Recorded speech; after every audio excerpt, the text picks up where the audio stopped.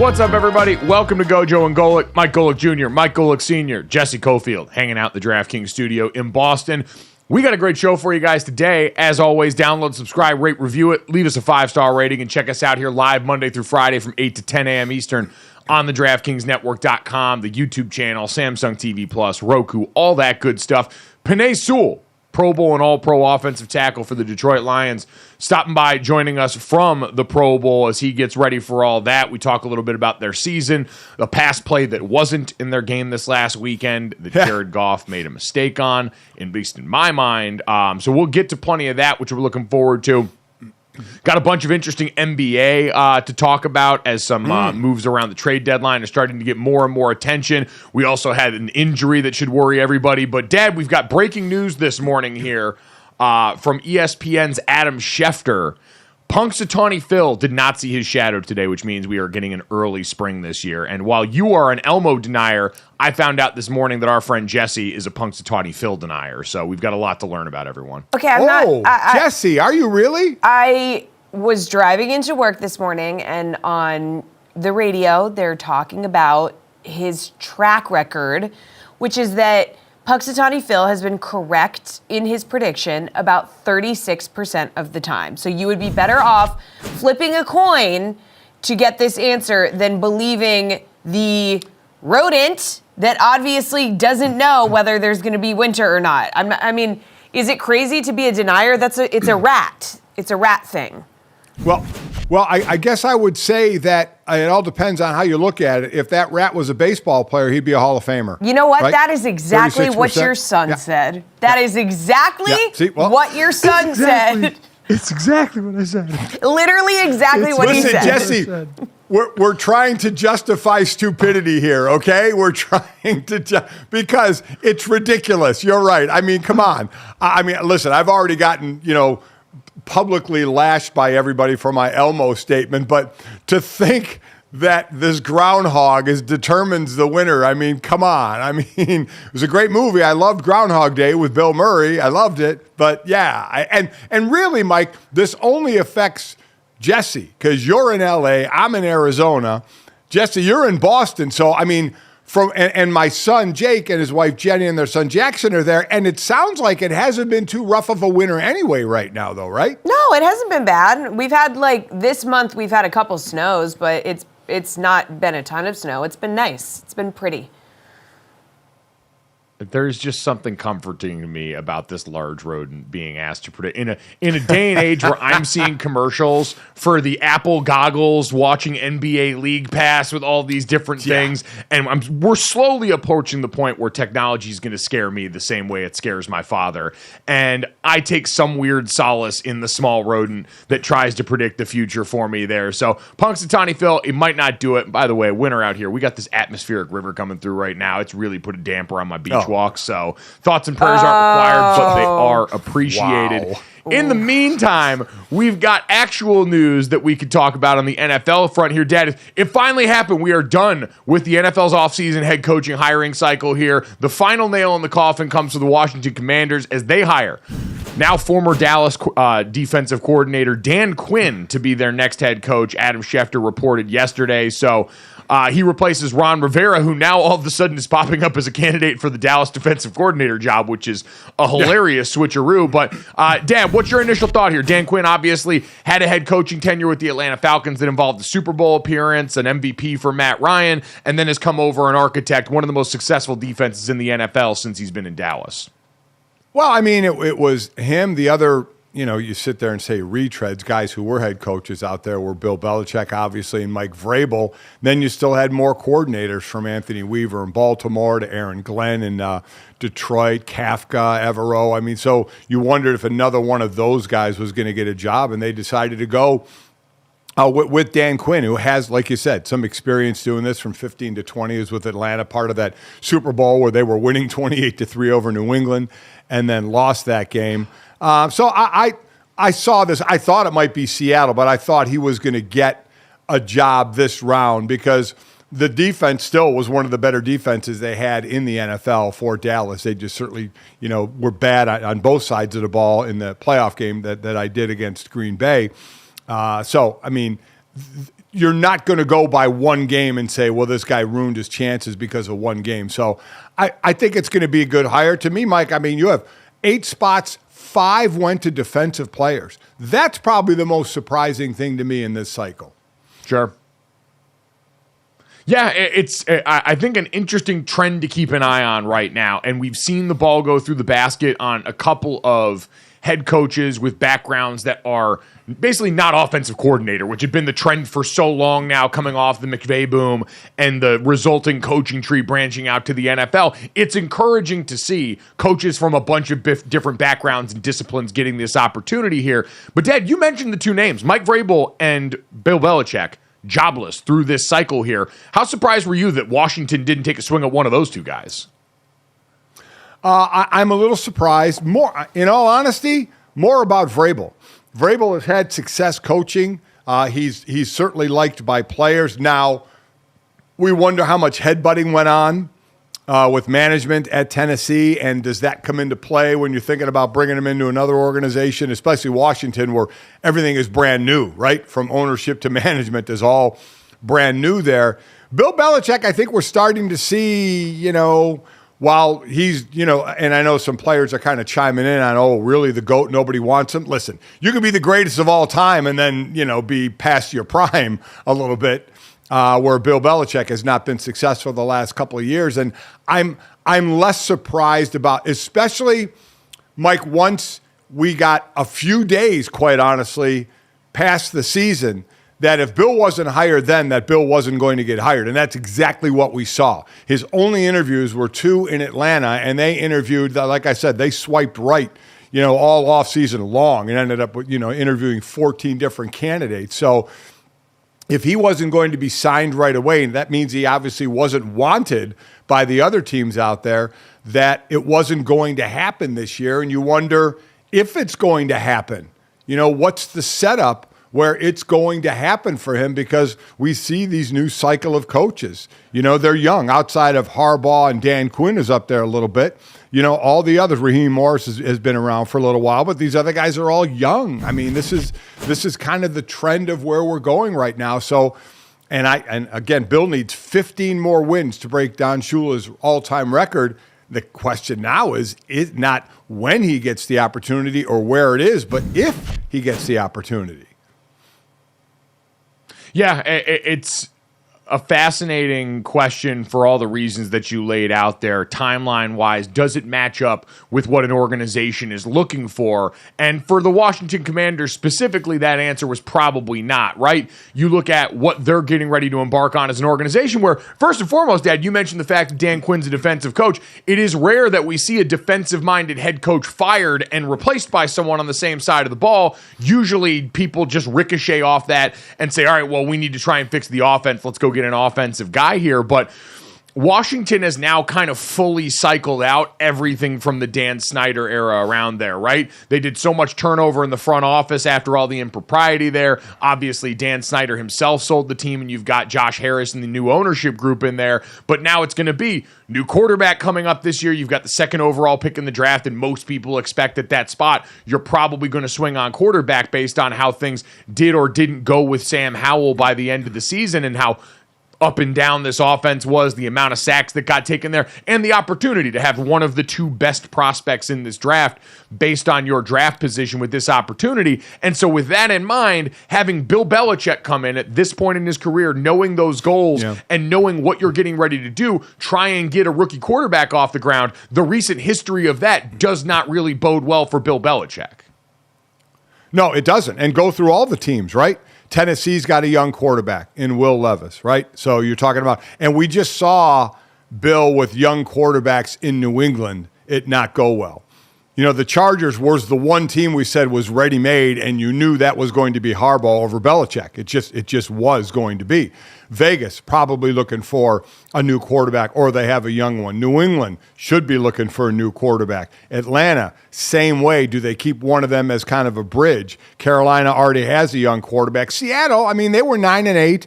They have Geno Smith. They have to make a decision on him and such, but they decided to go to the young defensive coordinator. Mike McDonald, by the way, said he is going to call defensive plays out there. And then you just mentioned Washington.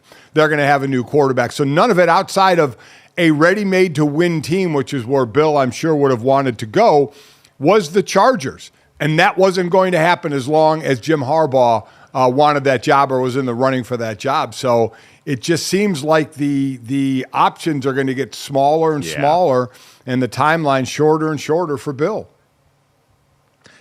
It does. It seems like it's going to take a real ideal set of circumstances for everyone involved to decide it's worth it to bring over someone with that gravity.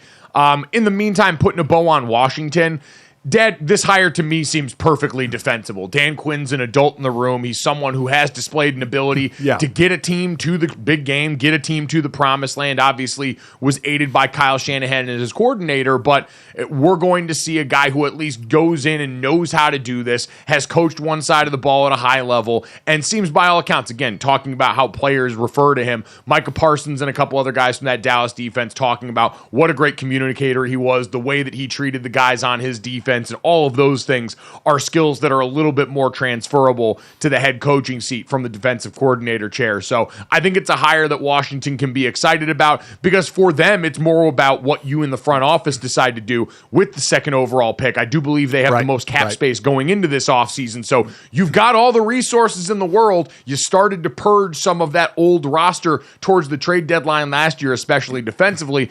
And now you got to go about building it up. Did see, by the way, interesting rumor, Dad, about their offensive coordinator job, that one of the names being considered, I think it was Jeremy Fowler at ESPN, reported UCLA head coach Chip Kelly drawing some interest there, and I think for the Raiders job as well, which would be fascinating, Dad. We went through this yesterday with Jeff Hafley from Boston College leaving for the Green Bay job.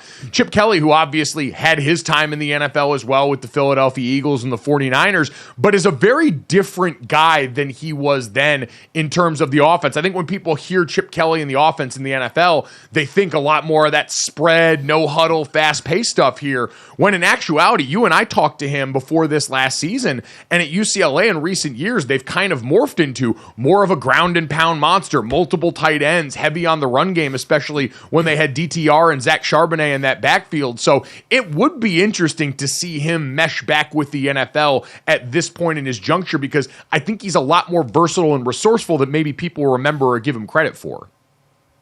Yeah, I mean, if anybody remembers when he was in the NFL as a head coach of the Eagles, they were running like 90, 95 plays a game. I mean, it was speed football, like you would play speed golf.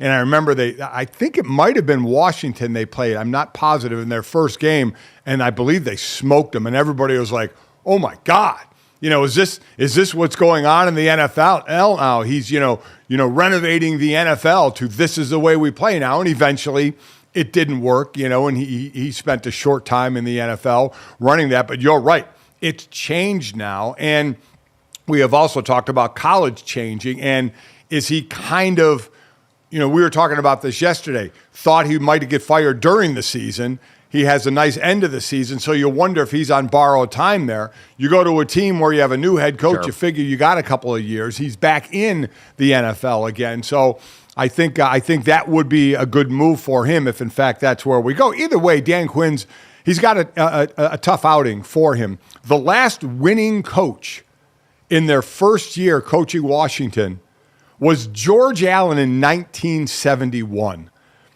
And he was 9-4-1. The last 10 head coaches for Washington, their first year, they either had a 500 record or a losing record. So that's what Dan Quinn's dealing with. And as you mentioned, new management team, what direction do they go? They have assets out there with that second pick, which I'm sure will be a quarterback. And then you start building again and see where you go. But I like that. I like that pickup for them. So again, the other guys are just kind of hanging out now. And I did want to mention really quickly that Brian Callahan did do it, Mike. Brian Callahan hired his dad. Brian Callahan, who is the new coach of Tennessee, hired his dad, Bill Callahan, who was the O-line coach in Cleveland, to be the O-line coach in Tennessee. So father will be lording over son, something I'm sure you're very, very – son will be lording over father, something I'm sure you're very happy I was going to to say, see. let's get this right. Let's get this right. Yeah, the tables have turned, Mr. Powers, and now son Brian has a chance to go and get back for all the stuff that I'm sure Bill tried to pull on him when he was a kid here. By the way, I'm not telling anyone in Tennessee how to do their jobs. Tennessee Titans social team, I believe you follow me on Twitter. So this is a free one here. After this, the consulting fees start to kick in, and brothers and sisters, I promise I am not cheap. But you guys have a golden opportunity here. The last name Callahan, absolute gold. So much of what is old is becoming new again. You guys need to figure out some sort of Tommy Boy smooth between these guys. Big Bill Callahan coming over here with his son Brian to run Callahan Auto Parts in Tennessee. Figure it out. You can pick the scenes. I'm not going to give you too much in the way of specifics, but I also wanted to make sure that was at least out in the universe. So if you don't do it, I can make sure that everyone knows it's not my fault, because at least I tried to help you help yourselves. Dad, looking at the rest of the coaching cycle for this offseason, you mentioned Brian Callahan with the Titans. We get the full rundown here. Dan Quinn with the Commanders, Mike McDonald and the Seahawks, Raheem Morris with the Falcons, Dave Canales with the Panthers, Jim Harbaugh with the Chargers, Antonio Pierce with the Raiders, and Gerard Mayo with the Patriots. And it's unfortunately grim, Dad, when I look at all these and go, oh, there's good reason to be excited about all of them, and we know half of this list is going to crash and burn, and a couple probably so famously that we flirt with firing them in a year. I just, I was on did an interview the other day, and somebody was like, hey, what do you think of the hires? And I'm like, they all sound good, but I've said this again for the decades I've been doing this. We don't know. We have zero idea how Mike McDonald, who used to running defenses, is going to do when he sits in the big chair. Or Brian Callahan or Dave Canales. We have no idea how they're going to do as head coaches. So to sit there and try and grade it, we could say, looks like a good fit. Great, looks like a good fit. But we don't know. So it's all a wait and see thing. But you're right. It's kind of like first round quarterbacks where 50% hit and 50% don't, and how much it can set a team back. And when you don't hit it with a coach and you fire him, remember the league sent out a memo to all the owners saying, guys, be careful. Like firing your coaches so quick, you're paying multiple coaches out here. I think at one point there was like dead money for coaches was like at $88 million or something like that of coaches that were sitting at home but still getting a paycheck. So even the NFL was trying to tell the coaches, whoa, that should be in bold italics to Tepper over in Carolina about that. But yeah, so I don't know how they'll do. I have no idea. We know Mike McDonald is going to call. He said he's going to call his own plays in Seattle on the defensive side. A couple of other assistants. Alex Van Pelt is going to be the OC in New England. He was that in Cleveland. Yeah. Zach Orr, I'm happy they did this in Baltimore. We talked about this yesterday. They're going to hire from within. Yeah. Zach Orr played for the Ravens and then coached with the Ravens. It was last coach with the Ravens. I think he had a stint in Jacksonville under Urban Meyer. But he was the inside linebacker coach for Baltimore. He gets elevated D coordinator. I think that is an excellent move. Cliff Kingsbury now being talked about in Vegas for the OC job. So still those jobs to fill. And Jim Harbaugh has a bunch of spots to fill. As he's talking about, I want to get an all-star coaching staff. Well, okay. A lot of people are getting hired here. I don't know who he has in mind, but he's got a staff to fill out.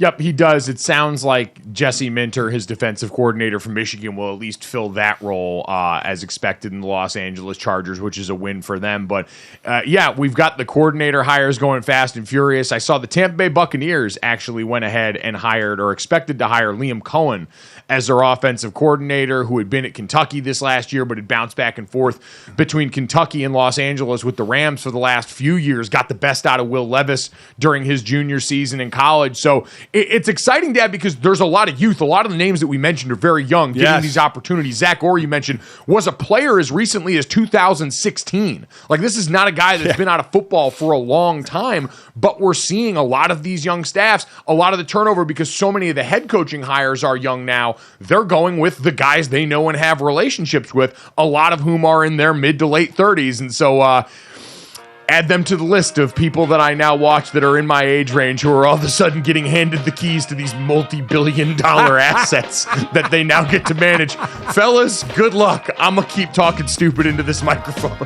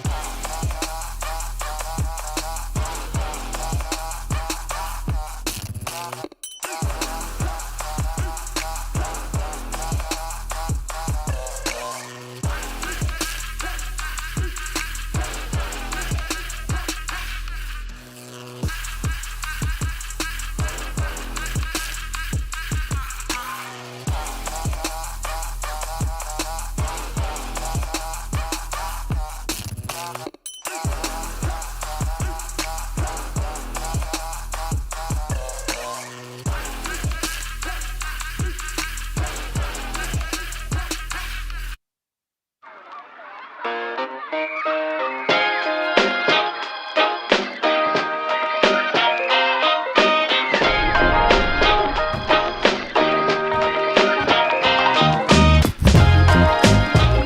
back to GoJo and Golic. Guys, as a reminder, all next week from Las Vegas, you can find the show at a new time on DraftKings Network.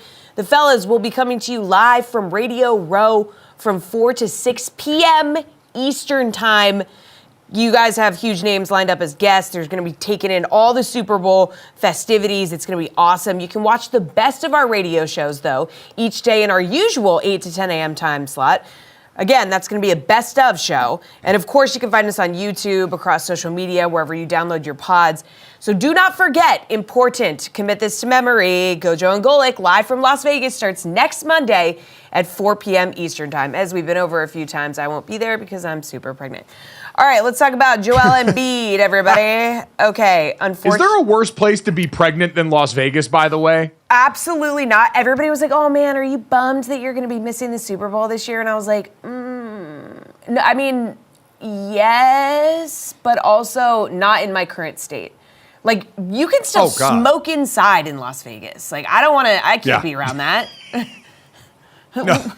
Terrible. She'd go crazy on some people. Oh, I would lose my mind, and then I would not get nearly enough sleep. Honestly, bullet dodged. But let's talk about somebody who did not dodge the bullet, Joel Embiid. Okay, unfortunately, we found out that he suffered a lateral meniscus injury in his left knee when he had that issue with Jonathan Kuminga where he fell on his leg in Tuesday night's game. So he's going to be out through the rest of the weekend while treatment options are explored. So there's still a lot of uncertainty, apparently, over how the Sixers are going to move forward with this treatment plan for the injury, what they're going to do. They're going to discuss it over the next several days.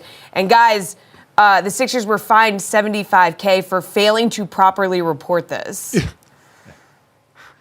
I was going to say, talk about adding insult to injury there, dropping that. I get for an NBA team, that's a drop in the bucket fine-wise, but just the idea of that letter showing up on the same day that you get the MRI results back for your star player who dead. We hope treatment-wise, everything, they can work this out. You can explain a lot more of, what goes into something like this. But for a guy his size who was already dealing with a knee injury on his other knee during this season that he was sitting out games for, to now have this here, forgetting the 65-game rule and the MVP stuff and all the things that we have been talking about relative to that, this 76ers team every year in the postseason has run into an issue where in some variation, Joel Embiid's ability to be on the court, available, and effective has been compromised by his body. And every year it's been about trying to find the right star to put around him to take some of that load off in certain spots, and they haven't been able to get it right. And this year, in the wake of James Harden leaving, they never really replaced it. Tobias Harris and Tyrese Maxey have been really great players. The rest of that roster stepped up around. But if Joel Embiid is compromised, your title hopes go kaput. It's not even a conversation. No, it's not a conversation if he's out. And Tyrese Maxey has filled in great, made the All-Star team this year. They won last night. He scored 51. They beat Utah, I think, 127, 124. But they dropped a few spots. They're sitting in the 5 slot right now. They've been in the 3 slot. And the bad news with this, Mike, when you talk about injury, is we don't know what happened to the meniscus, and they did an MRI. And when you hear when I first saw probably going to miss the weekend, but it wasn't that. It was we're going to take the weekend to decide a treatment plan. Let me tell you, it's going to be a while. Going to be a little while. It depends on what your definition of a little while is. And you're right. Forget the 65-game thing. The most important thing for the 76ers is having him in the postseason. So let's throw the dumb 65 thing out the window, like you said. We don't need to talk about that. This is the only thing left for Embiid is to say, I can lead a team to the championship. And the only way to do that is to be as close to 100% as you can. So this is one of those that they're just going to have to let sit. And while he's getting, the good thing is while he's getting treatment on that, the rest of the other knee, the ankle tweak, the rest of the nicks can heal a bit as well.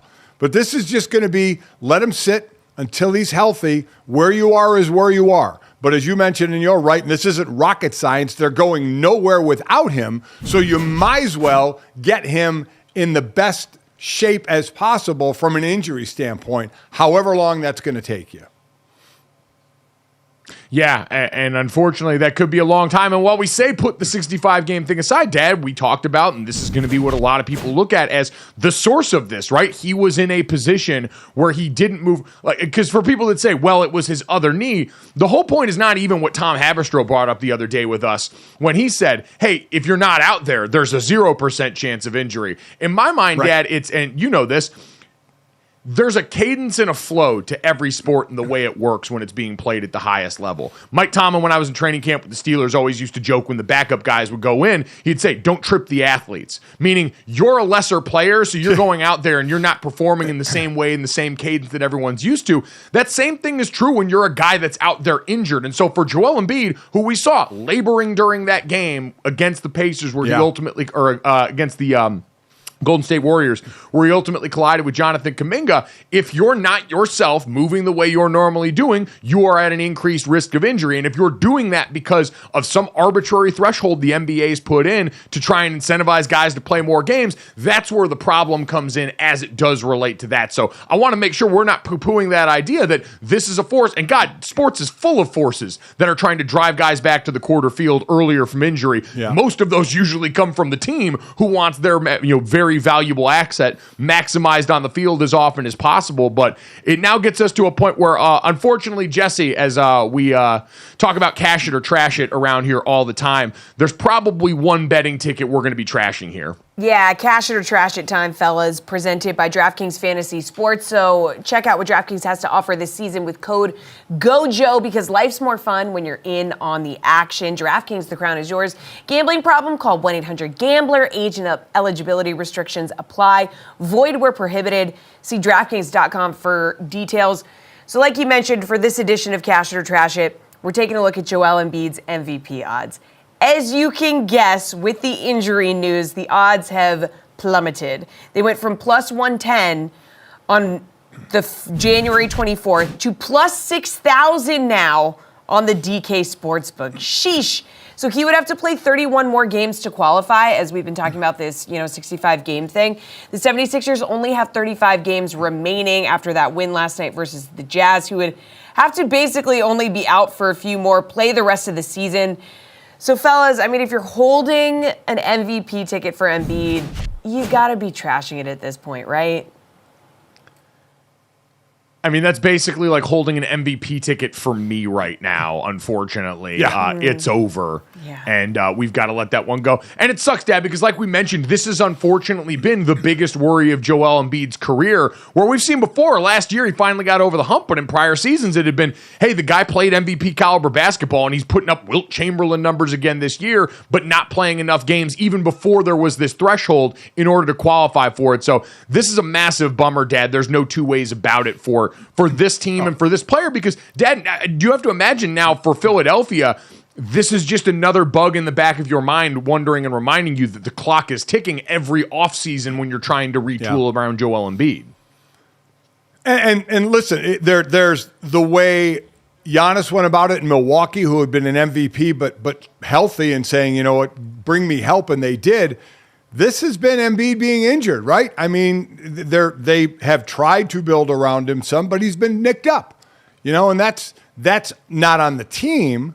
The whole Harden situation was crazy, and now incredible what they're doing out in Los Angeles with the Clippers. But this has been, I think, a little more about when Joel Embiid gets nicked up and what it costs you when your star is hurt like this. So this is definitely a trash it. There's no doubt it's going to be. He's just going to miss too many games at this point on.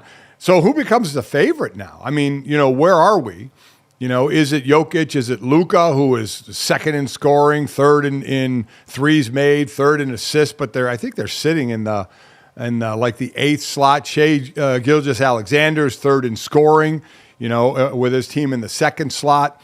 Who's it going to be? Who is that next favorite?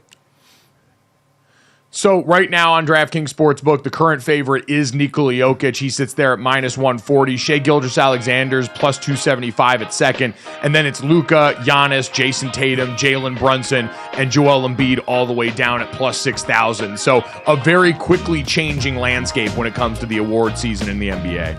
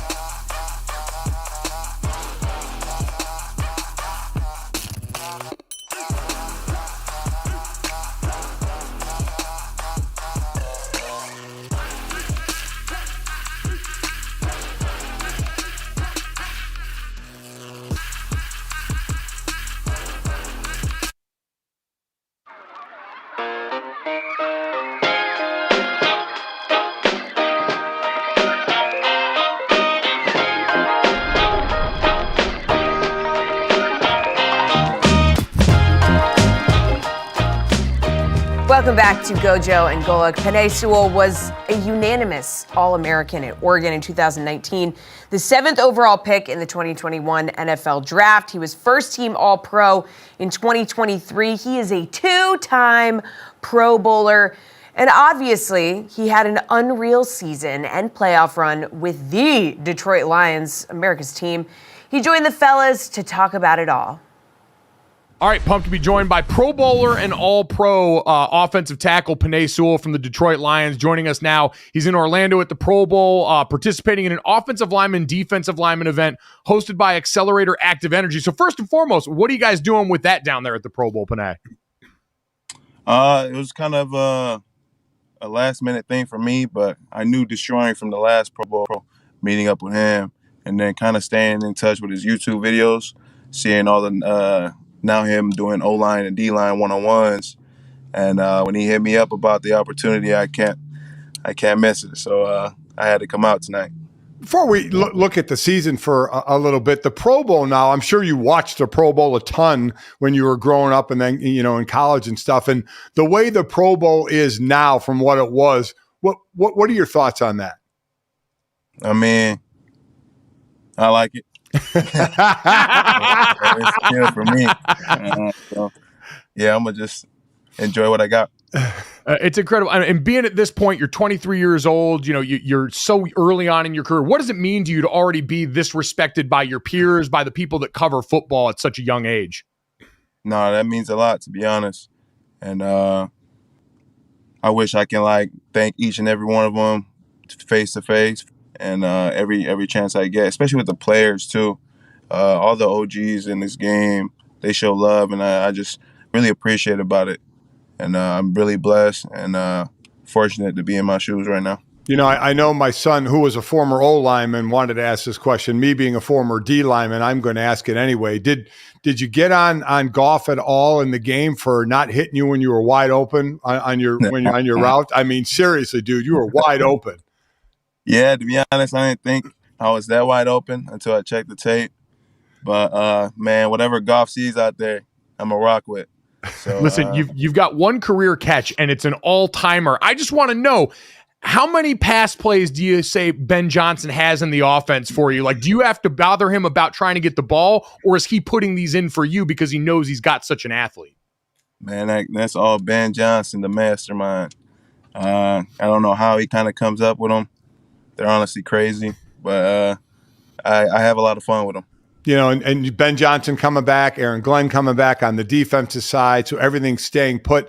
And I heard you after, talking after the loss to San Francisco, and so tough when a microphone gets in your face right away. But you've had a time to take a breath now. Have you been able to, I guess, digest it of what went on and able to yet to look back and say it was still a successful season, or is it still, it doesn't mean anything if we didn't go further? Let me just kind of tell everybody a little bit about myself. And the way I go about things is either you do it or you don't. And in my mind, we didn't finish the mission. We didn't get to the goal. And so it's just plain as black and white to me. So, yeah. Well, Dad mentioned you guys got a lot of guys coming back to help try and complete the mission. What was your reaction, especially on offense, when you saw the news Ben Johnson was coming back? Had you been preparing for the idea that he might be going to be someone else's head coach? To be honest, not really. Throughout the whole season, and even after the season, we talked, and I kind of see his whole vibe and energy. I just kind of knew that he was going to stay, to be honest. And it's a family around here. And we know the family will get together in the offseason at some point when the OTAs start. For you, and everybody's different how they deal with it. You're at the Pro Bowl, enjoying all of that. What will you do to kind of chill out before you start getting ready for next year? To be honest, to be the best father. I got to get back to my wife. Got to get back to my son. Throughout the whole season, it's longer than I've had so far. So they kind of been in the back burner a little bit. So. Yeah, I'm just all about them. What is Penei Sewell, the father's, best specialty? Diaper changer? You swaddler? Are you good at bedtime? Like, what's your best dad skill? Just playing with him. All that other stuff, I don't know. I'm still learning. But yeah, we kind of get rough now that he's getting older. Oh, you gotta love that. That's gonna work. One for me on the field. Catching the pass, is there any way to talk to Ben Johnson? How would you like to take a handoff and run the ball on the goal line? Has that ever been a thought? I mean, in the dreams, yeah. When I was a little kid, always be dreaming about things. But whatever he draws up, I'll go out there and execute for sure. You've talked about that with your coaching staff. You guys seem to have so much confidence in them. Dan Campbell leading the charge on all of this. So much got made of the fourth down decision-making and stuff. What's your guys' thought process with Dan Campbell and his hyper-aggressive decision-making in games? We got to convert. That's on us. When a coach puts that much trust in you, you can't, you got to answer the phone call. And so, I wouldn't want it any other way. And are you guys excited when you see that called? Like, what's the reaction in the huddle when that play comes in? No, it's just another down, to be honest, because I feel like if you do react a certain way or kind of differently, you kind of let the moment get to you. So it was just another play, another down, and we just came up short. Is the goal next year is everything in for? I know you say you're obviously to get to the Super Bowl, but is the goal always to surpass what you did the year before, no matter what? I believe so, because if you're doing that, you're improving and you're getting better, and that's really the thing around Detroit. It's just every day try to find something to get better at and improve on. What do you in particular, your guy, we mentioned the accolades there, you were captain this year, so certainly leadership-wise, you're important to this team, but what's something that you personally want to get better at and improve on from this season going into next year? There's a lot of things, to be honest, and I like to keep it in house with that one. So yeah, I'll just show you guys on the field what I fixed. There we go. Hey, you know what? We love to see it as if there's really that much to fix at this point. Yeah, It's exactly. incredible. With your guys' whole offensive line, though, Penei, you guys got such an incredible group there. I want to go and ask you for a couple of superlatives on your offensive line from these other guys that you go to work with each and every day. In your offensive line room, who's the funniest guy in that group? Graham Glasgow. Interesting. All right. Who is the best and worst dresser on the Lions' offensive line? I don't know if I'm gonna say Frank. Best or worst? Best or worst? Both. That sounds like he thinks he's the best, but really the worst. All right, who's the nastiest guy? Like the truest O lineman, like big messy eater, guy that doesn't really care what he looks like here. Who's the big nasty in the group? I don't think we got one, to be honest. All right, clean group here. All right, toughest guy in the O line. Frank. Yeah, that would seem about right. I was going to say, take us behind the scenes there. We all saw what the injury report said for him each and every week, but what was it like watching Frank behind the scenes battle like that? To be honest, just 2 words: inspirational and motivational. You can follow a guy like that anywhere. Well, and I'll still do that to this day. It's an incredible group and an incredible team. Penei, congrats on all the success. We know, like you said, didn't get the job done this year, but have a lot of confidence. You guys got another great season in the tank coming up. So thanks so much, man. Enjoy the father time during the offseason, man. You've earned it. Thank you. I appreciate it. Thanks, Penei.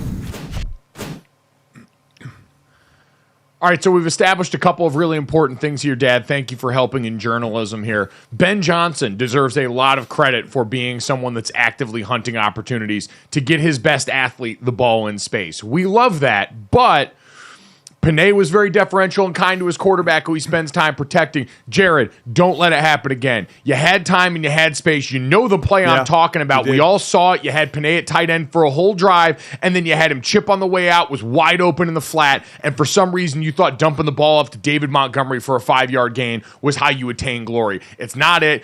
Go fix it in the lab this offseason and be better for us. Yeah, he is an incredible athlete. You know, all kidding aside, when you see him leading runs to the outside, man, he has got some speed and some size to him, and the man is going to get paid very soon.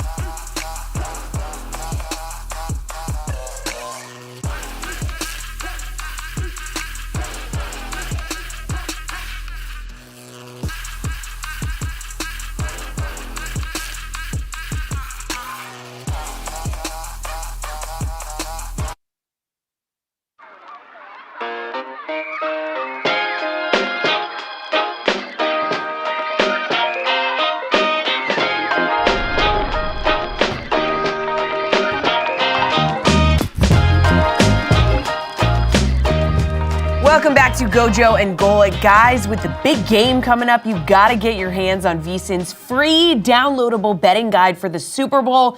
It features expert handicappers and analysts from VSiN. It includes key Super Bowl betting trends, historical analysis, tips, prop betting strategies. It's got it all. Just go to vsin.com/DKN to download your free guide today. It will help you feel confident about your picks. Now, a guy who isn't lacking confidence, that would be Brock Purdy. So the fact that you just are doing this blows my mind. All of us, bro. All of us. It's crazy. Did you think you'd be this good? I think I've asked you this before. No, that's a great idea. I know, but did you how much confidence did you have? Because I was the second pick of the draft, and I lacked confidence at times. Part about the game, but Dude, I met your brother. Right after winning the NFC Championship, going out there doing his thing, and he's just like, yeah, man, what? It's part of the game. You just got to do it. Be confident. I saw the look in his eyes of a man who's like, Nick, I really need you to put a shirt on because this comparison is not good for me to be standing here next to you being all jacked right in my face. Like that was, Dad, I was watching Brock's eyes the entire time and he was trying so hard to keep his eyes up here and not noticing all of the like jacked shoulders there. You've seen Nick Bosa on the field before. Those Bosa brothers, I don't know what they were feeding them in the house there growing up, but those are mutants walking among us. Dude, I'm guilty of that. I just stare at him in pregame warmup. It's ridiculous. It's absolutely ridiculous. A human looks like that. Between him and when I do a Green Bay game when A.J. Dillon is playing. Oh, the quads. So many quads. And look at Brock Purdy's face. Yeah, he's actively trying to keep his eye. My eyes are up here energy from Brock Purdy and Nick Bosa here. It is funny to hear that from his own teammates, even though, Dad, who are kind of amazed. And I think this reframes it the right way. And I think we've done a better job of this as of late, of reframing it as like, Brock Purdy should not be here. The fact that he is here is really freaking cool. And even his own teammates, and Nick, who's a guy that understands, hey, and I've always said this, because being a back end of the roster guy, being someone who was undrafted, Brock Purdy was the last pick of the draft, there's a different pressure. It's existential. It's, I don't know if I'm going to have a job in this league unless I go out there and ball. And for Nick Bosa, there's a different kind of pressure. He talked about having doubts. When you're the second pick in the draft, you're expected to be franchise savior right away. You're expected to come in and be defensive rookie of the year and all this stuff. So they both understand pressure, and now Brock is the starter, certainly in a different way. But it is interesting to see a guy that came from a completely different side wondering how this dude that was the last pick in the draft believed in himself enough to even get to this moment, which is incredible. Is it believing in yourself enough, or is it having nothing to lose? Well, I mean, it's getting, also quite fair. honestly, Jesse, it's getting the chance, because when you're drafted, when you're undrafted, when you're drafted late like that, you're just looking for your chance. You start out by not getting the reps because of where you were drafted. If you're drafted as Mr. Irrelevant, you're not handed a starting job. Then there are circumstances. Is it injury? What's the reason that you get a rep? Do you get a rep and you do real well in it, in your couple of reps, that you then get more reps? So that's the biggest thing, certainly to the public, but even to players. Players understand it as well. When you're drafted in the first round, especially high up, there's expectation that you go produce right away. He was Mr. Irrelevant. Tom Brady wasn't expected to produce the way he produced. Joe Montana was a third-round draft pick. Kurt Warner was undrafted. There's no expectation there of doing what they're doing, and then for Brock doing it so young. So that's why it surprises even players when they step in and get the chance to do something, and for some reason it just fits. As I said, I called some Brock Purdy games at Iowa State, and he always had a good head on his shoulders, and the thing I always liked about him is he was always calm, cool, and collected, never really got rattled. And the same is here. And it also shows that in this particular case, and even look at Kurt Warner ends up quarterbacking the greatest show on turf. You have weapons around you. If you don't go with one of those top picks and go to a bad team, and then you get a shot. I mean, it worked perfectly for Brock Purdy. Not to say circumstances did. They did, but then the door got cracked open for him and he kicked the door down, right? He wasn't supposed to be handed a starting job. He got a chance, and he got a chance on a team that had great talent and then added to it with Christian McCaffrey. So he had the best of both worlds, got the opportunity, and he then made the most of it. And that's all a player picked at that area looks for, is give me a chance at least to show what I can do. And if I'm going to live or die on the vine, let it be because of my actions.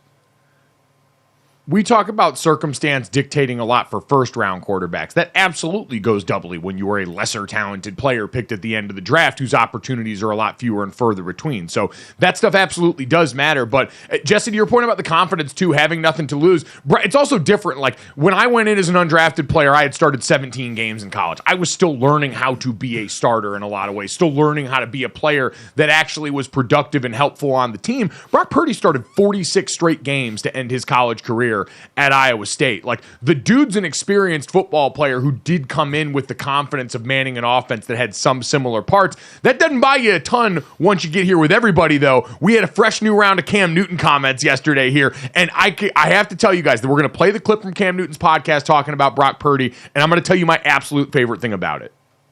I've never said that Brock Purdy was trash. What I did say is Brock Purdy is a game manager. That's not hate. That's just what I feel to be facts. But I still reserve the right to say this. To be labeled a game changer, Brock Purdy has to be the best player on the offensive side of the ball. And that's not the case. And who's the best player? Christian McCaffrey. Man, look, I ain't recanting. No. And if you really want to just be honest, if you add in the defensive talent and you add in the offensive talent, Brock Purdy is the 10th best player on this team. Okay, cool. Did he have a great game? Yes. Is he been playing out of his mind? Yes. Is he a quarterback that's hot? Yes. I just love that every time he says his name, it sounds like he's saying Brock Parody. And now I'm thinking like, oh, Brock is here to level the parody in the NFL. Besides that, Dad, the one thing that does and is like dripped into this whole situation is there is a tremendous amount of ego among fan bases about how their quarterback is perceived because it's the face of the franchise, because it's seen as one position that can impact so many of the other ones. And when you've got an answer there, boy, oh boy, does your life get easier as a franchise. And so I understand why fans want to focus so much on that as a slight. But to me, what Cam Newton highlighted there is true in terms of his talent versus how accomplished the other players are on that roster. That should be something the fan base is equally excited about, that you built an armored death car that Brock Purdy can ride into the apocalypse with all of these great players at all of these positions around him. Like, he is right. Brock Purdy is probably not even the fifth or sixth best guy at his job on that team, but he's still damn good and enough to help them win games. So just for people who I'm sure heard that comment were like, 10th, are you kidding me?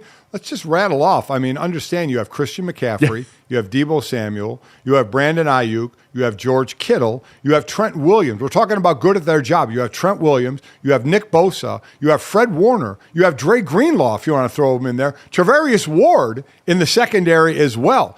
You're right. As 49er fans, you should be ecstatic at the talent you have there. There is a ton of talent on that team. The one thing I'll disagree is he said you can't be a game changer if you're not the best player on offense. I disagree with that if you're the quarterback, because he touches the ball every play. So he has a chance to be a game changer, even though Christian McCaffrey is a better player, or George Kittle, or whoever you want. Because he's touching the ball every play and throwing the ball, he does have a chance to be a game changer on that offense. So that's the one thing I will disagree with Cam on that. Yeah, he does. And I think down the stretch of the postseason run, and Cam referenced it there, we have seen game-changing plays. We've also seen Brock Purdy in the game you called not play well in the first half, but he's mustered it up enough in big moments. He's been a value add in certain spots where we've seen in the past there are things that he's done, especially with his legs in this most recent game, that a guy like Jimmy Garoppolo, who's the most apt comparison, who was there recently, who they won a bunch of games with, and who you can still say, yeah, Brock is affording you things that even he could not in that spot. And so there's a lot of value in him being on the field for you.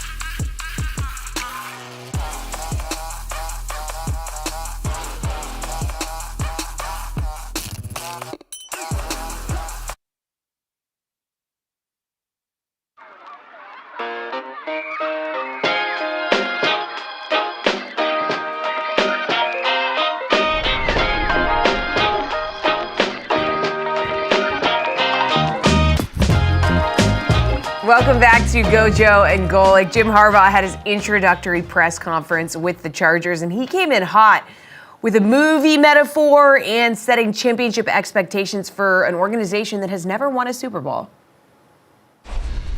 I'm just very excited, excited. I think about, if I could describe it to you, it'd be like Morgan Freeman in Shawshank Redemption, red, I'm so excited that I find I can't sit still or hold a thought in my head, what a free man would feel before a long journey. And I just want to make it across the border, want to shake my friend's hand. That's how I feel. Los Angeles, Southern California, they respect talent, effort, and winning. And it needs to be multiple championships. And we're going to be humble and hungry, but that's our goal. Jim Harbaugh coming out with the confidence of a man who refuses media training. I just love hearing him in press. He just says whatever thought pops into his head. Yeah. I will say, Jim, I don't know what Los Angeles you've lived in. They respect lip filler and real estate out here.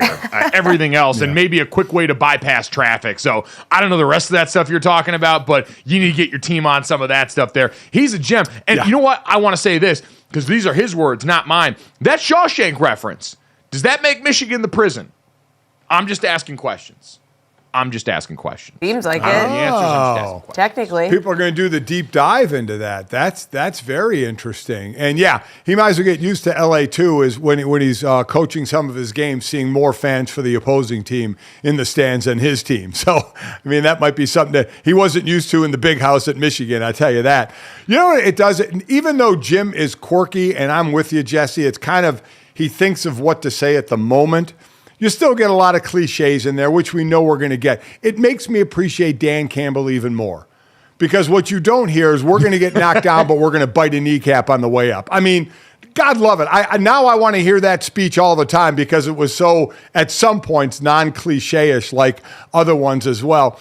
And I'm always interested in the multiple championships. Got to be multiple. My thought is always win one, okay? Win one and then worry about multiple. Let's start with one, because you have none. It's not like you're building on some, but you'd like to win a championship, not multiple championships. You can only do them one at a time. So let's start with one and see what happens. Yeah, I would say that's probably a good place to start. He did mention being in awe of Justin Herbert, which hubba, anybody looking this offseason longingly at jobs we talked about was going to have Justin Herbert as a big reason why the Chargers were such a coveted job, despite really what the rest of that organization has not been, which has felt stable, willing to spend, all the criticisms of them that have popped up, and a roster that's got some old pieces that are going to cost them a lot of money here. But you've got him. He mentioned looking up and seeing what a stud that he was there. And then there was this, Dad. Jim Harbaugh biting a little bit of Gardner Minshew's swag. I saw it was reported that he said, because the Chargers are getting ready to move their facility now. They had been down a little bit further south in Los Angeles. They're getting ready to move their facility up to El Segundo, which is about 15, 20 minutes from where SoFi is here in Southern California. And he said, in the meantime, I want to drive my RV out and go to a trailer park down by the water or by Disneyland, the two that I've researched that are close to the facility, and I want to Jim Rockford it for the next couple of months until we have to move to the new facility here. I feel like now this has to be, you have to go out and try and pry Gardner Minshew out of the Colts, because we need a good old-fashioned RV off. I don't know what kind of weird tchotchkes are going to be inside Jim Harbaugh's RV compared to what we've seen from Gardner Minshew, who, for anyone unfamiliar, parks an RV outside of the workout facility that he trains at, I believe, in Florida in the offseason, and just lives in there. So we got to have a crib-style RV off between these two in the offseason. NFL Films, get on that.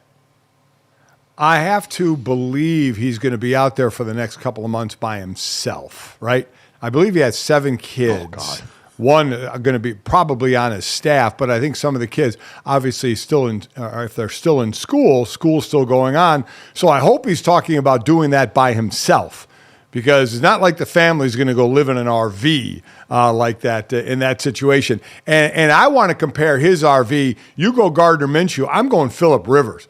Remember Phillip Rivers when San Diego, when the Chargers moved to L.A., he just got a tricked out like Sprinter van, decked it all out for the ride there every day. Didn't want to move. I think he has, 10 kids?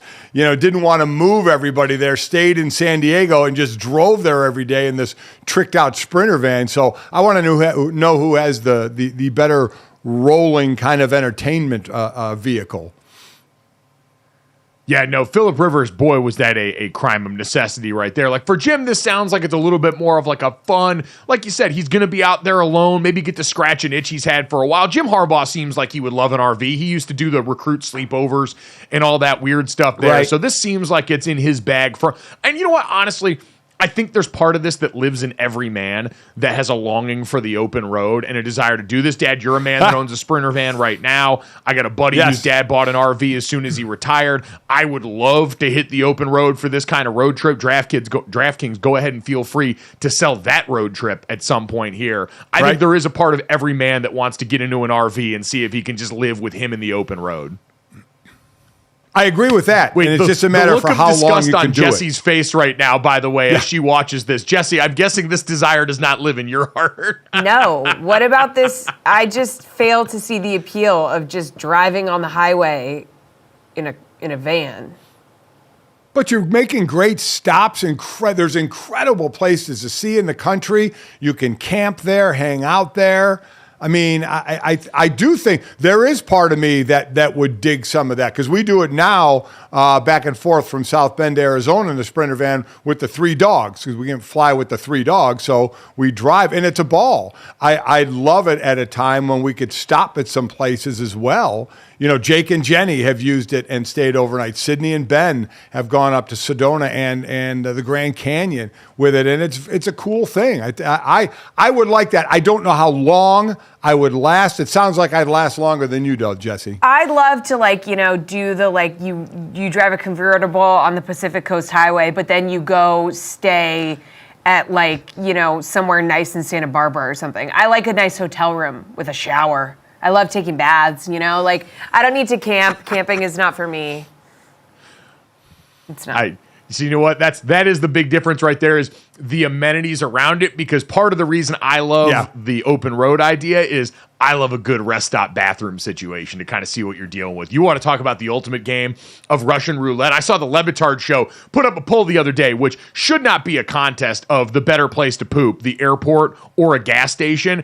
I'm sorry, it's the airport 10 out of 10 times. The gas station, you're putting your own life in your hands, and it's part of the thrill, I think, of the open road to see if you find one. Like if you get to Texas and you're at a Buc-ee's, it's pristine. It's this palace dedicated to what you're about to do in that bathroom. It's a wonderful place to act. I would actually seek out a Buc-ee's bathroom the same way that I seek out the bathroom in the main terminal in the Minneapolis-St. Paul airport that won an award for the cleanest bathroom in 2016. But Dad, I think it's no contest between those two, but it is still part of the thrill. It is no contest between those two. And Mike, you need a girlfriend. I mean, Jesse, I think it's about time, right? I mean, right? Yeah. I mean, listen. I mean, you're seeking out bathrooms to poop in. I mean, my gosh, is this now? Buc-ee's is incredible. You want to know my favorite, by the way? Number one bathroom. If we're power ranking places that I enjoy going to take a good poop, you know where it is, Dad. I don't know. I know it. Say it. It's Barnes and Noble. Is that correct? It's the best, man. So peaceful in there. Oh, yeah. Absolutely.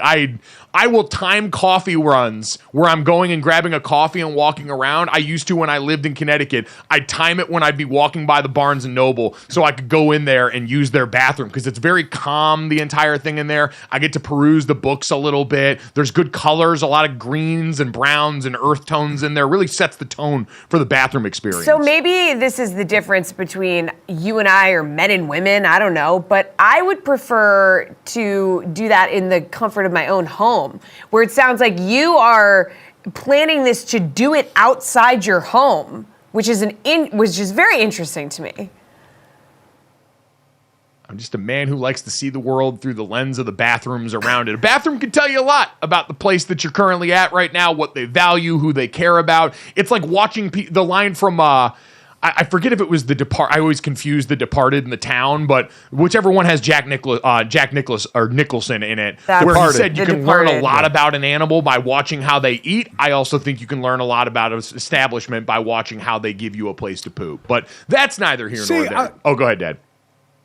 Can I just say real quick, I got ripped for saying I like, going into Barnes & Noble as well, but I take a book or a magazine with me, and I was chastised for that. You sound like you do that as well. That's I foul. take reading material in. No, I absolutely do not take the book in the bathroom because there's a sign that says not to because there's poop particles everywhere in the bathroom So and then they get all over the book. And if you don't buy the book, then it's on somebody else's book. Yeah, so you bring a book that you don't own. You just take a book off the shelf, poop with it, and then put it back.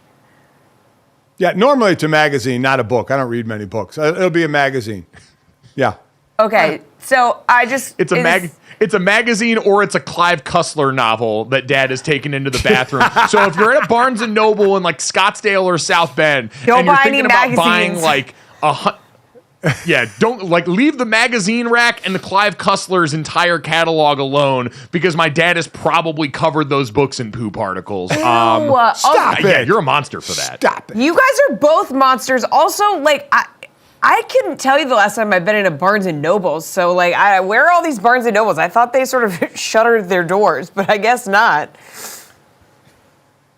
Now, they got kids' toys and stuff in there now, too. A lot of great home decor items. There's a lot you can do in a Barnes & Noble. Very dynamic establishment.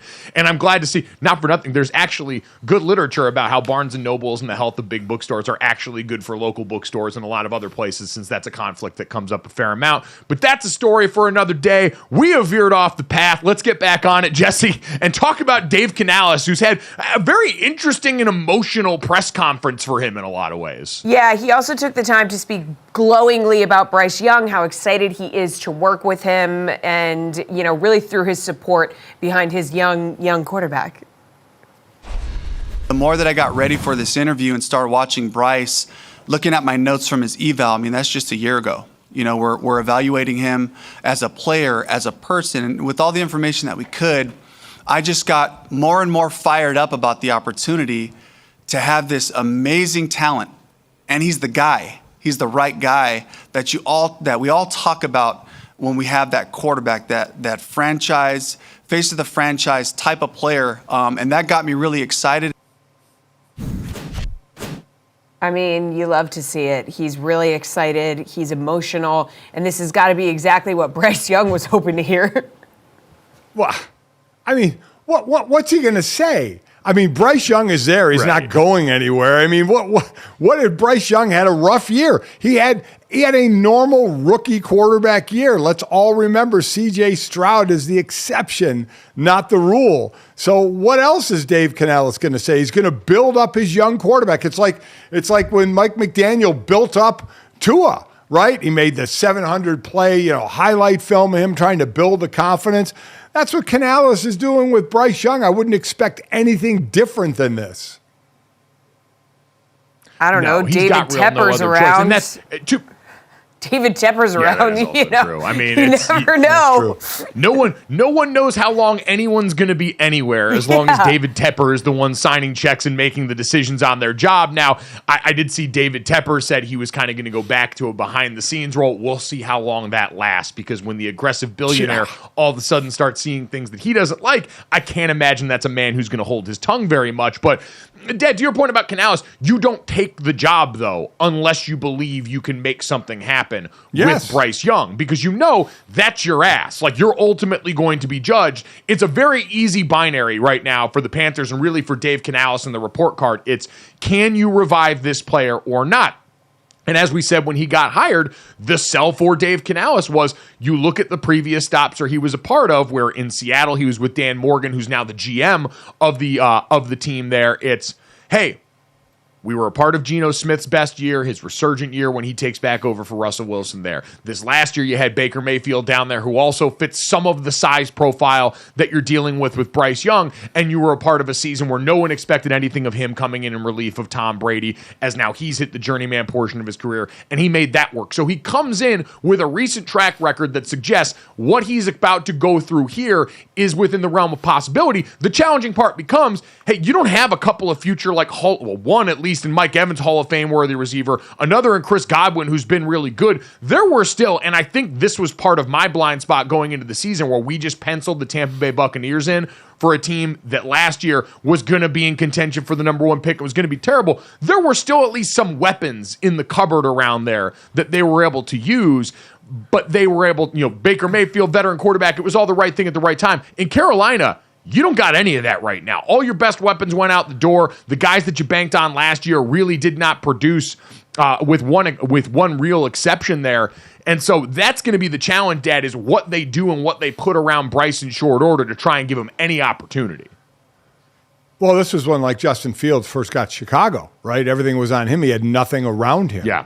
They got rid of players, and this past year they brought in DJ Moore, and it was a good bring for him. So, yes, it's one thing to have Bryce play better or Justin Fields play better. It's another thing to give them the toys to be able to play better with. Both your rushers, in Chuba Hubbard and Mike Sanders, they were your two leading rushers, both averaged under 4 yards a carry. Both your leading receivers, Adam Thielen and Jonathan Mingo, and they were both wide receivers, by the way, both your leading wide receivers by receptions averaged under 10 yards per reception. So, and it's a combination, too, of obviously a young quarterback, get the ball out of their hands, shorter throws. I get it. But, man, you got to surround this guy with some playmakers to help you on the offensive side, something they started to do in Chicago, and now, all likelihood, they're going to make another quarterback change here.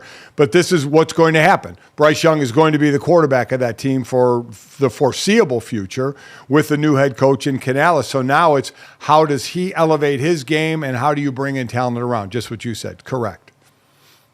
Yep, exactly. So it's a very clear directive. Like, at the very least, you know exactly what the job is, and you can put all your energy towards that if you're Dave Canales. By the way, and I'll just go ahead and say it so we don't have to make any of the ladies out there do it. The NFL, extremely big recent influx of very handsome head coaches right now. We're at a good time in NFL head coaching where you got a lot of handsomes out there. Dave Canales certainly joins the group, but you start to look around that team picture, and you know the one I'm talking about. Every year when we get the owners' meetings and the coaches that meet, we take that picture where we all go grade it beforehand. That's going to look like a modeling picture here in the recent. Like, we got a bunch of guys, very well manicured, getting money in their early and mid-30s right now, who are all going to go here and show that off. And I have a feeling that picture, like, we're still going to have Man Campbell in there, Andy Reid, man spreading in the middle of that one. The Harbaughs now as a dynamic in that. Both Harbaughs, are they next to each other? Are they far apart? Can you even put them next to each other? Are they going to start wrestling again? Like we heard that story that John told on Pardon My Take, where Jim basically tried to wrestle him on a family vacation in the ocean and almost drowned him. There are so many dynamics at play, but I don't want to gloss over the handsome that's about to inundate that photograph. God, we're so All right, I'm going to go a different route, and I'm going to say, let's go back to, we talked about this last year, let's go back to the 32 NFL head coach Royal Rumble on who would win, because it was hands down Dan Campbell, but we have added Gerard Mayo, we have added Antonio Pierce, Robert Saleh can't be forgotten about. And also, while size isn't there, Sean McDermott was a nationally ranked prep wrestler. So he's got wrestling moves already in his background, even though he doesn't match those guys in size. But we're talking about, I don't know if it's Dan Campbell and nobody else. I mean, you got some other scrappers in there as well. It's becoming linebacker you out there in the head coaching position. Yeah, Dan Campbell's always going to get the benefit of the doubt because of sheer mass, right? In addition to being a guy who's well-built, he's just so much bigger than all the rest of these guys. And by the way, Mike Vrabel was always a huge factor in this conversation. Yes. Now out of the head coaching Royal Rumble, which is, obviously we talked about that from a coaching standpoint, leadership standpoint. Losing him in that battle royale is huge because he's another guy. You play golf with him out in Tahoe. Massive dude still. Someone who can absolutely throw that weight around. And, I mean, I would even throw in there, DeMeco Ryans still looks like he's got snaps left in the tank. Like, that's a dude you absolutely don't want to see in the octagon. Yeah, so, I forgot him as well. There's a lot of good ones here. Let me tell you what. July Sports Talk Radio, between the handsome rankings of NFL head coaches and the battle royale rankings of NFL head coaches, we got it made right now. So they are incredibly giving. This hiring cycle, as we put it to bed, is going to do a lot for people on and off the field, and I'm very excited to see it through.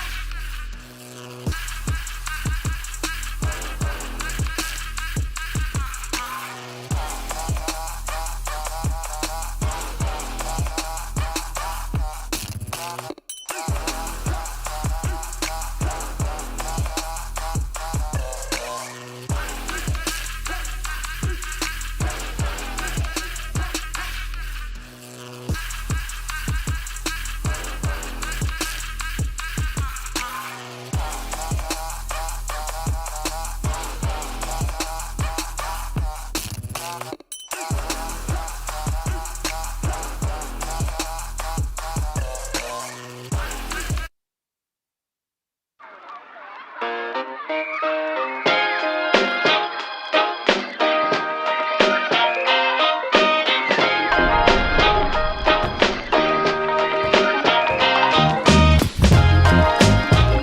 back to GoJo and Golic. Guys, we got some interesting news from KTLA sports anchor and reporter David Pingalore. He said that there are rumors that LeBron is being shopped by the Lakers. Now, Pingalore's not an NBA insider, but he was right about LeBron's return to Cleveland back in the day. He was right about Kawhi signing with the Clippers. So he's got a couple W's in his back pocket. This tweet has now been viewed over 8 million times. So what do we think, guys? Is there something here where there's smoke, there's fire? I just love that we go from like this guy had one hit, so everyone's like, oh, maybe he knows. And you look at the way that it's structured. Hearing from NBA peeps, like what a great lead-in to a tweet that's now going to wholly disrupt the NBA's trade deadline cycle beforehand. Dad, I don't know how much I give credence to this because of this tweet. We had Tom Havastro on the show the other day, who you can check out over at tomthefinder.com. Mentioned this in relation to the Golden State Warriors as someone who could be potentially appetizing there. I don't know if I think the Lakers have the guts to actually be the team that trades LeBron James before the deadline. Obviously, this wouldn't happen, I think, unless LeBron James is someone who's also a willing participant in this. But at the same time, I just don't know, even for Los Angeles, one of the premier franchises in the league, if they've got the temerity, the unmitigated gall to actually say, we're going to move on from LeBron until he's done. Yeah, that it's going to be interesting because remember, LeBron has an agenda as well. While he would certainly like to win a championship, he also wants to play with his son, right? Bronny, who is a freshman at USC, averaging 5 points a game and like 20 minutes a game. So that is Bronny a one and done? We're going to have to wait 2 more years, 3 more years for Bronny, or is it after this year? Because he's not setting himself up to be this lottery pick, but does he still want to come out, or does he want, for his sake, to play more, to give himself a better chance? Because this is something, and LeBron's even backed off on that a little bit, saying, it's what I want, but, what Bronny wants, and Bryce, his kids, could be different things. So there's that in the back of his mind as well. But it is odd. It was the first game both he and AD missed last night together, and they still won, by the way, beating the Celtics, thanks to Austin Reeves. And the night he had 32 points and 7 threes, beating Boston in Boston. But I guess I would say it this way, Mike. Nothing would shock me in the NBA anymore. Then the fun would be is where is he going to go? Because, at this point, if it were to be now, he'd only want to be somewhere that has a chance to win a ring. Yeah, it is interesting. And you're right, by the way, that game last night is a good reminder that sports will often do the dumbest thing possible. And the Lakers sitting Anthony Davis and LeBron James and then having Austin Reeves finally go back and look like the guy that we saw in the postseason last year and beat the Boston Celtics is nothing short of sports poetic justice. But it is worth reminding here as we think about the mechanics of this. LeBron James does not have a no-trade clause, so the Lakers can technically do whatever they want here, even though we know this is a league where players usually get to throw their weight around, and LeBron James has been at the top of that list for the majority of his career. And I also believe he's a guy with a player option year coming up next year, so it's a more difficult contract to try and get value out of in return. And that's the tough part for Los Angeles, Dad, is not like, we can listen. I listened to the Levitar guys yesterday talk about it. Like, think about, obviously, Golden State that Tom mentioned with us, but I heard Mike Ryan and Amin El-Hassan bring up, like, the New York Knicks. Like, imagine being able to go position him on a team that's been able to get the most. Jalen Brunson, what he's meant for that team, being an all-star, and the way that him and that group have kind of lifted the expectation in that city recently, adding a player like LeBron James to that grouping there. It's, what are you going to get back at this point for the Lakers? And is there any way to properly get value in return for LeBron James at this point in his career to set you up for life after that, whatever that's going to look like? And the thing is, you do whatever you have to do when you have that person, right? And it could mess you up in the future. Look at Tampa Bay. All right. I mean, when they got Tom Brady, it was like people wanted to play there. They gave out contracts. They were in contract hell. Listen, with Baker, they still made the playoffs and won a game, so kudos to them for it.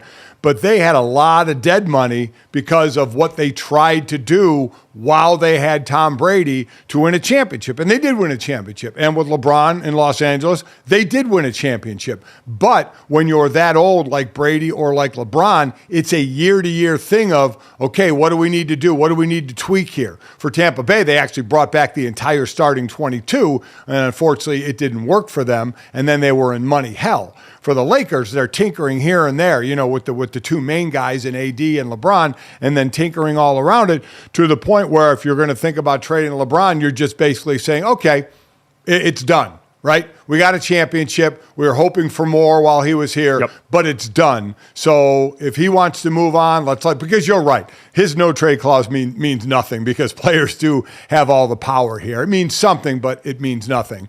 To see what may happen in this situation if they do wave the white flag and say, okay, it's not going to happen here anymore, so let's start dispersing the pieces. Yeah, I mean, most everyone in that Lakers building in this current iteration is there because LeBron James wanted them there. So I can't imagine all of a sudden they would turn around and bite the hand that feeds, but we'll wait and see what comes with that. Jesse, there's one other subplot that I think a lot of people have started to pick up on. I saw Amin and Charlotte Wilder talk about this yesterday, the Dan Le Batard show. Even Charles Barkley and the guys in the TNT halftime show covering the NBA talked about this yesterday. The situation with Tony Snell that we have going on right now. Yeah, so he needs to sign with an NBA team by today in order to compile a 10th year of service for the Players Association's retiree benefits program per Yahoo Sports. So guys, if you didn't know, basically if you have 10 years in the NBA, you get healthcare for yourself and your family for life. So that's pretty wild. The plan, crucial for his family. He has 2 sons who have been diagnosed with autism. So Snell said, it's something I truly need, saying he needs it for his family's well-being and everything. By God, a team needs to sign this. I mean, are you kidding me? What are we waiting for? The deadline's today. I don't know what time the deadline is. Does anybody know? I think...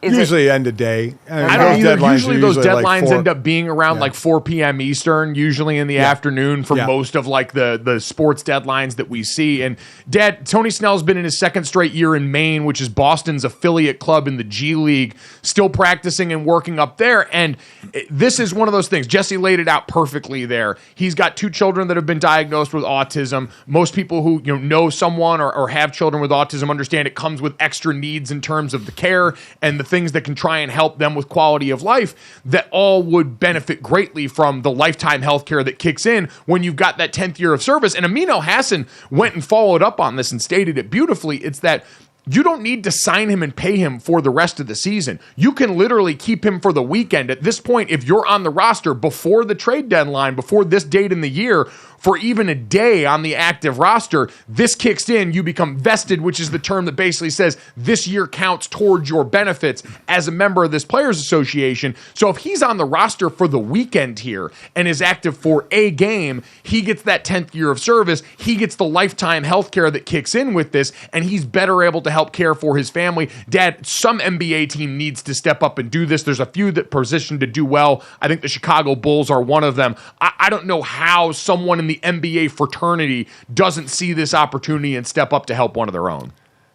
Well, I'll tell you, and listen, I'm with everybody here, but there's always the other side of it. If it costs money to owners, right? For lifetime medical, somebody's paying for that. And again, who wants to be that owner that no one's going to come out and say that, but the cost comes from somewhere to add another player, right, to lifetime medical. As I'm going to continue to say, that being all said, I hope somebody does it. They should do it. It's a great provision in the CBA, something the NFL players have been trying to fight for. I don't think they're ever going to get lifetime, maybe if they stagger it somehow. But right now in the NFL, when you're done, if you're vested, you get 5 years of medical, and then you're on your own, basically. This is lifetime for 10 years. So this would be fantastic. I hope it's done, as we said, by the end of the day. I got to believe it'll be done, but just to throw everything on the table, there is a cost on the other side of it to teams or owners to pay this. I want to give a shout out to Jake Fisher over at Yahoo Sports, who wrote the article that's launched a lot of this conversation and hopefully ends with some good news for us by the end of the day about Tony Snell and about this opportunity.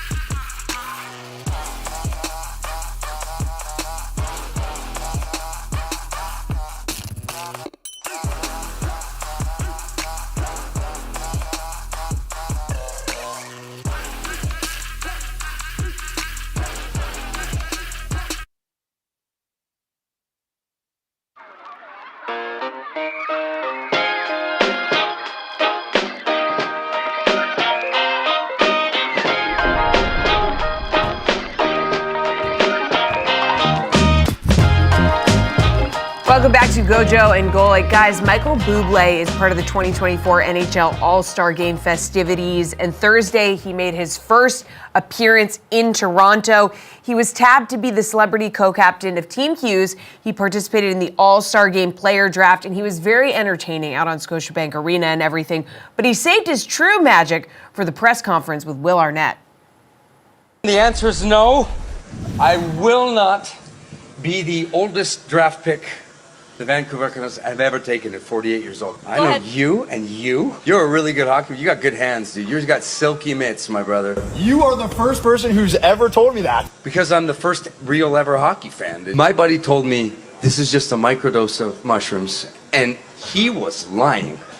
So I'll be honest, I thought I was in Blades of Glory for most of the time that I was out there until it sort of settled down, and then I realized, holy I am at the NHL All-Star Game. We literally are the heart and soul of these teams. And if they win, it'll be because of us. And if they lose, it will be because of us. All of my text, it was people, congratulations on being chosen to go to the All-Star Game. And I was like, congratulations, I'm a superstar. Thanks, guys, thank you. Guys, wow. wait. Can I just, really quick, I want to read you Michael Bublé's Twitter bio just so that we have it. Devoted poppy and husband, keeper of the great American songbook, sex symbol and humble Canadian and sex symbol. I don't know if he rewrote that last night, but yeah. He is absolutely. You know what? It's great to see. I didn't think at this point that Michael Bublé existed outside of the holiday season. Michael Bublé, who is a walking Christmas special, now also reanimates when the NHL All-Star Game is in Canada, in Toronto this year. And doing it while high on mushrooms is incredible. And by the way, for anyone that's wondering, what are mushrooms like? Exactly that. It is so much fun. It is so much joy. You saw him smiling ear to ear. The Blades of Glory reference, I didn't get at first until I remembered he was sitting right next to Will Arnett, who was in that movie. So, Dad, what a great showcase on night one for the NHL's All-Star Game to have one of Canada's very own absolutely ripped on mushrooms just enjoying his good time. And the shame of it is the All-Star Game kind of gets lost in where we are in sports right now. With the NBA going on and even the Pro Bowl, which, people hate, yet it still rates on TV, all that's going on now because it's football and you're still talking football. But I enjoy the weekend, like the weekend of the NBA All-Star Game and the weekend of NHL, because I love the skill, not the game so much. I don't, in all honesty, I don't even watch the NBA All-Star Game. Just like I barely watch the Pro Bowl. And the hockey All-Star Game, I don't really watch much either, but I love the skills competition in these different sports. Yes. That to me is the fun to watch, like in the NBA, the Saturday night. And I love the skills competition here, which will include fastest skater, hardest shot, stick handling, one-timers, passing, and accuracy shooting. So in this, by the way, because your, good buddy, our friend of ours, all of ours, Kyle Rudolph, Mike, remember, it was his rookie year. He was the MVP of the Pro Bowl and won a truck, I believe, right? And gave it to his dad. Yep. And that's what you win at these things. If you win the skills competition in the NHL All-Star Game this weekend, you do not win a car. You do not win a truck. You win $1 million. I mean, how about that? Oh my God. You win $1 million. Yes. $1 million. I mean, sign me up. And you probably get to hang out with Michael Bublé and go on a mushroom trip. So $1 million and drugs with a Canadian pop star sounds like a great time to me. Wow, I had no idea. $1 million. All right. NHL All-Star Weekend. Off to a hot start, incentivizing in the right ways. Hell, we saw what putting the bag up did for the NBA's in-season tournament and how much they drove guys. Maybe this is how we do it. Maybe this is how we save All-Star Weekends right here. Canadians tripping on mushrooms and giving guys fat stacks of cash for being. I'm with you, Dad. The target practice stuff in the skills contest for the hockey is by far the best event at any All-Star game, bar none.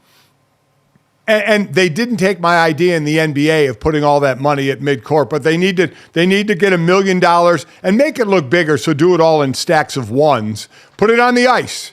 Yeah. Put it right there on the ice, man. When you get down to the finals, however they break it down to the final 8, 6, whatever, when you get to those last remaining ones, put that $1 million right on the ice. I think that's just an awesome visual.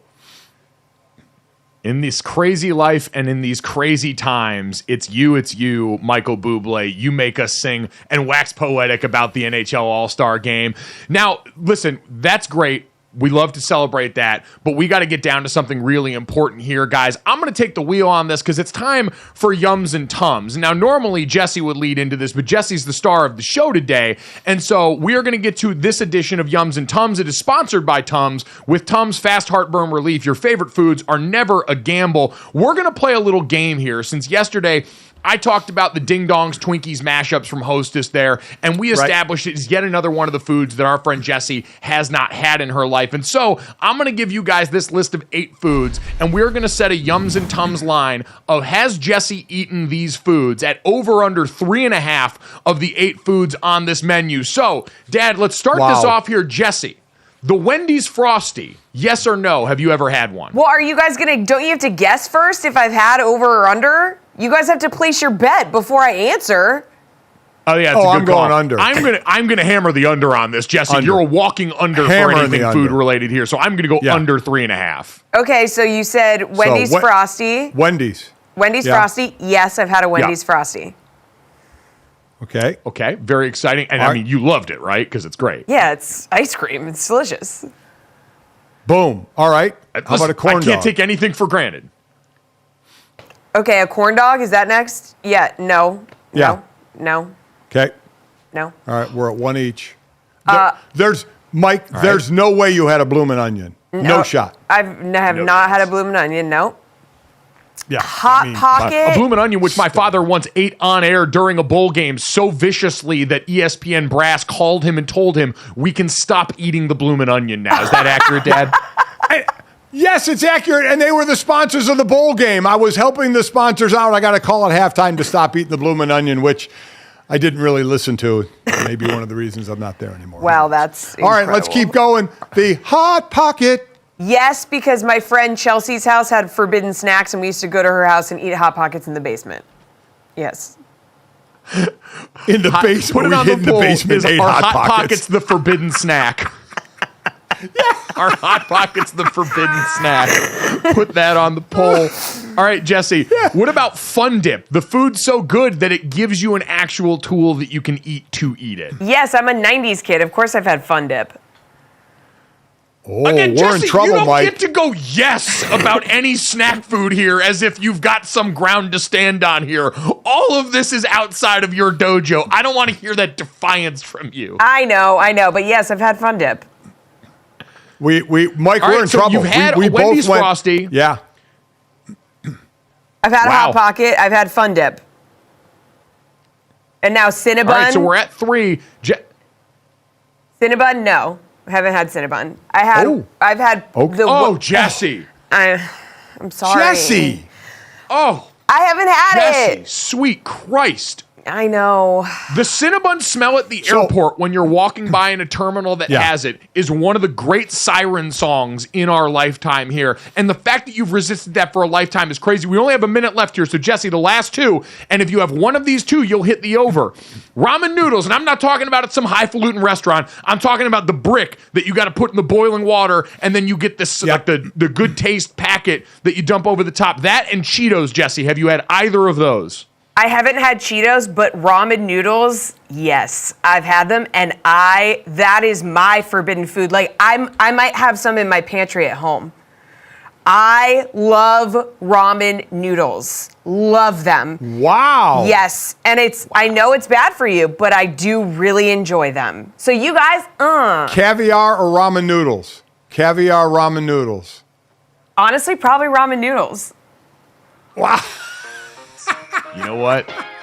Every time we think you've strayed too far from the Lord's light, Jesse, you come on back and you remind us why we're all friends. Hitting the over inexplicably. Go off, Jesse.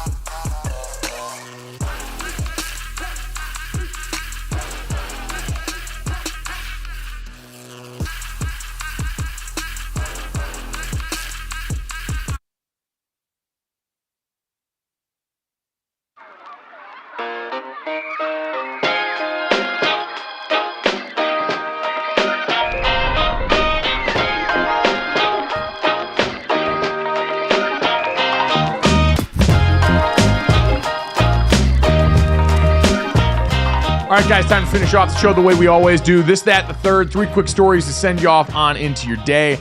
As always, make sure you download, subscribe us, rate us, review us, leave us a 5-star rating, and try and check us out here live when you can from 8 to 10 a.m. Eastern, though we have a reminder.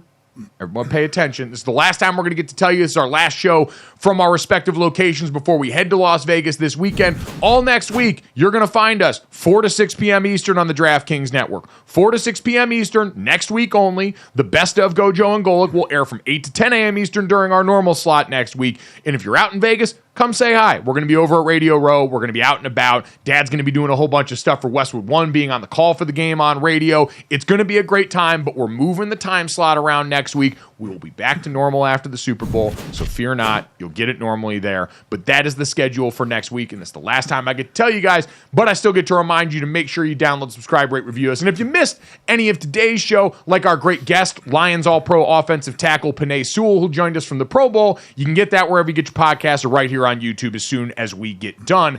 Let's get to this, that, and the third now, guys. And while the Baltimore Ravens are out of the playoffs, they haven't stopped making plays. Mark Andrews yesterday played a little bit of hero ball on an airline flight. So there was a tweeter, Andrew Springs, who tweeted yesterday, a woman on my Southwest flight from Baltimore to Phoenix this morning had a mid-flight medical emergency. The doctors and nurses attending couldn't find a strong pulse. Her blood pressure was extremely low and required oxygen to breathe. It was genuinely scary. And then a man seated in the aisle popped up and said, could it be her blood sugar? I have a diabetic testing kit. It was Ravens tight end Mark Andrews, who is a type 1 diabetic. He instructed the medical professionals on using his test kit, and eventually her heart rate stabilized, and the paramedics met the flight as soon as they landed. Andrews exited quietly with no fanfare, as he's done his entire career, stepped up in a huge moment and made plays. So, Dad, pretty cool moment, as Mark Andrews said, and he was asked for comment after, hey, the medical personnel are the heroes here, the flight attendants who were able to make this woman comfortable and get her stabilized here. But shout out to Mark Andrews. We all know in traveling, it's very easy to put your head down and do nothing, and this guy saw an opportunity where he could be helpful and once again made a play here. Big and very cool by him. Yeah. I think anybody who's flown enough has been on a situation where they ask for, is there any medical personnel? And you always wonder what's happening. But you're right, since none of us are medical personnel, we never get involved. And here is Mark Andrews, who that was by and thought, hey, possibly could be, let's check the blood sugar, and had the kit. So good on him for stepping up. His dad, by the way, is a doctor as well. So he certainly comes, has that medical side in his family. But very, very cool of him to do. And in a nondescript way, that definitely sounds like Mark Andrews, that's for sure. Hey, Senior, next time you're on a flight, if they're like, hey, is there a doctor on this plane? Are you going to jump up and be like, my son-in-law, Ben, is a doctor. He's not on the plane. He played in the NFL first for a while, but now he's in med school, and he's going to be a doctor. Yeah. Oh, you mean a doctor on the flight now? Oh, no. I was just filling in about my son-in-law. That's okay. all. Yeah. I can text him, though. He's very accomplished. Yeah. You guys are going to love him.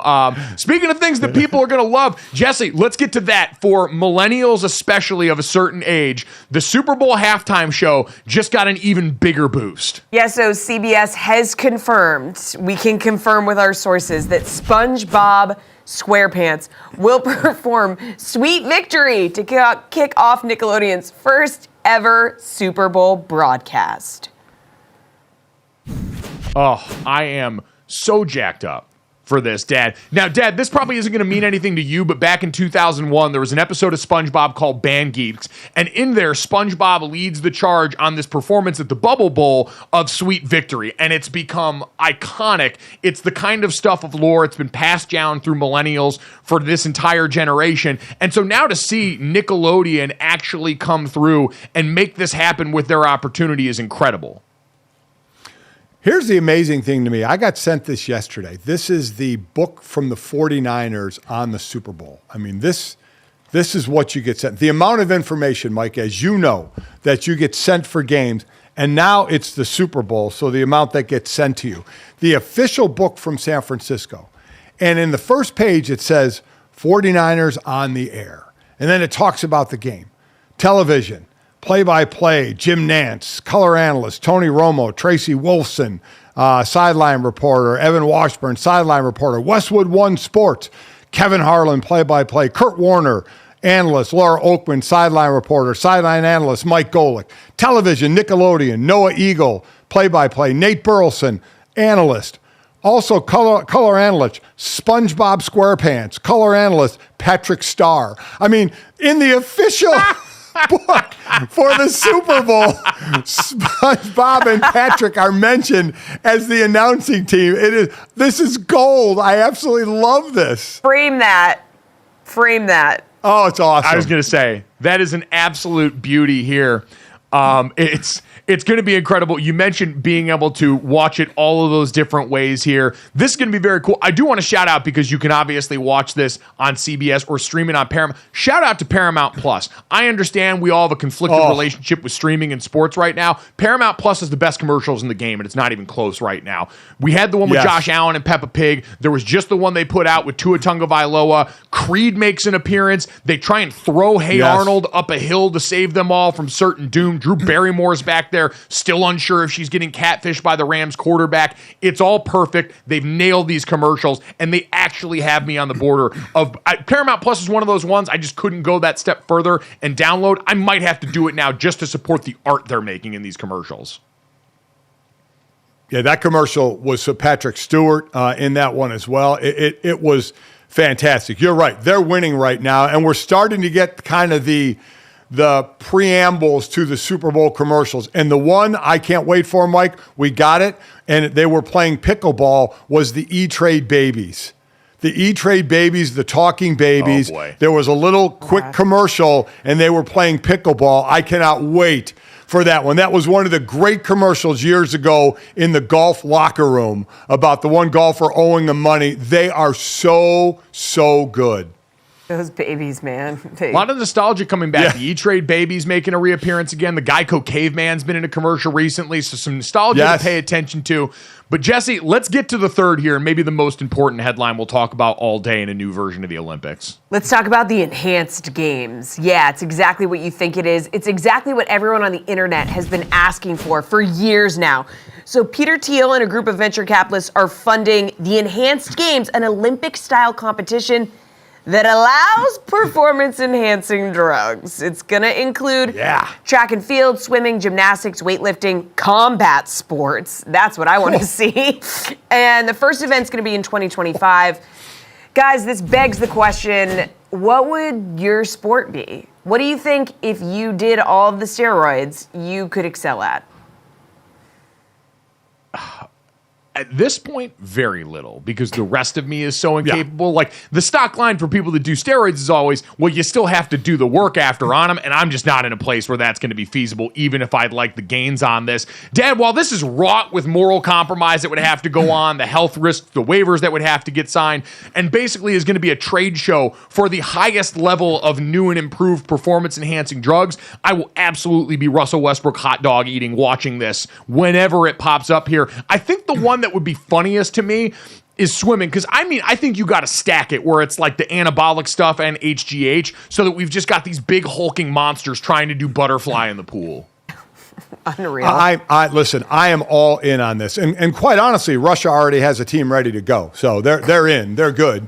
Yeah, it's just the Olympic team. Considering their history, but. I go back to the people, Mike, when Sosa and McGuire had the home run race, and then afterward were found out about steroids, and people like, oh, I can't believe I watched that. BS. You know what? You'd still watch it. I'll watch this. I have no moral issue here. They're all adults making their own choices. If they want to load their bodies up with steroids and HGH for our pleasure, go ahead. I'm okay with that, man, because I'm going to watch. I'm going to watch the weightlifters. I'm going to watch the combat sports guys just get massive and see how much weight they can throw around and how they can beat the living crap out of one another. This is like one Guys step being closer dudes to bleeding real. out of their nose, deadlifting 1,000 pounds. It's going to be electric stuff there. There's no doubt about it. So we will all be looking forward to checking that out, because we're monsters and we can't help ourselves here. If you want to get juiced with us, make sure you download, subscribe, rate, review. Get ready for Super Bowl week. We're going to be out there the whole week with no performance-enhancing drugs other than coffee. Thanks so much. We'll talk to you next week.